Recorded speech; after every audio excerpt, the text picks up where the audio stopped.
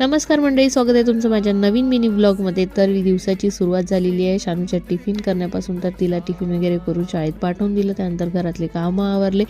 झाडाला छान छान फुलं लागलेली होती तर ते सुद्धा तोडून आणले आणि दुर्वा तोडला। चतुर्थी होती त्यामुळे थोडे का होईना आजकाल फुलं सापडतात पूजेसाठी आणि पूजा वगैरे करून घेतली। त्यानंतर मग मी स्वयंपाक केला। स्वयंपाकात काय पोळ्याच करायच्या होत्या आणि मोठ वगैरे सकाळची होतीच तर जेवण खावण करून गेली मी माझ्या मैत्रिणीकडे। तिथे थोडा वेळ बसतच नाही तर शानू सुद्धा आली शाळेतून आणि आज माझे आई बाबा सुद्धा आलेले होते आणि त्यांना चहा पाणी वगैरे केलं। त्यानंतर इकडे आलो आम्ही झाडांकडे आणि इकडे दाखवलं आईला काय काय लागलेलं आहे झाडांना। तर छान वांगे वगैरे लागलेले होते आणि शेरण्याचा वेल आज मी तोडूनच टाकला कारण भरपूर शेरण्या झालेल्या होत्या आणि एवढ्या शेरण्याचं मी केलं काय ते तुम्ही मोठ्या ब्लॉगमध्ये जाऊन बघू शकता।